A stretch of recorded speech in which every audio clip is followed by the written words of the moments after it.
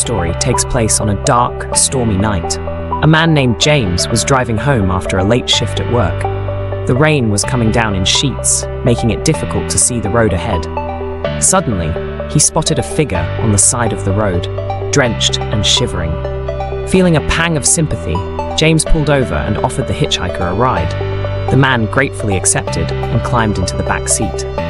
As they drove, the hitchhiker remained silent, staring out the window. James tried to make small talk, but the man just nodded or gave short replies.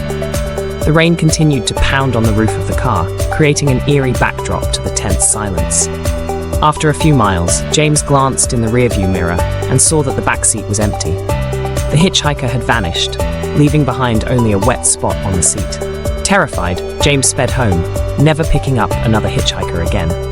Next up, we have a story about a woman named Laura. One rainy night, she was home alone when she received a phone call. The voice on the other end was raspy and unfamiliar, telling her to check on her children. Confused and frightened, Laura ran upstairs to find her kids sound asleep in their beds.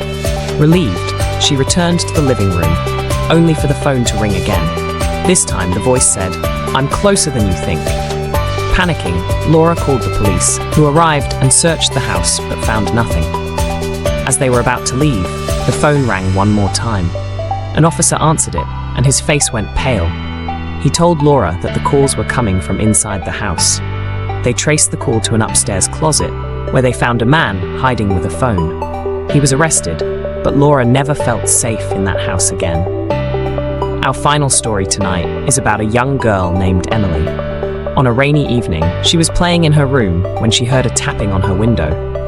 Looking outside, she saw a man in a yellow raincoat standing in her backyard.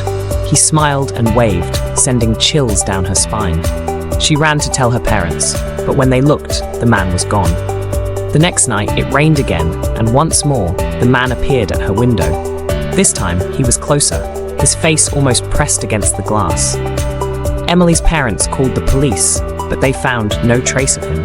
The raincoat man continued to haunt Emily's nightmares, always appearing during storms. It wasn't until the family moved to a new house that the sightings stopped, but the memory of the man in the yellow raincoat stayed with Emily for the rest of her life. And there you have it, folks. 3 chilling tales of terror on rainy nights.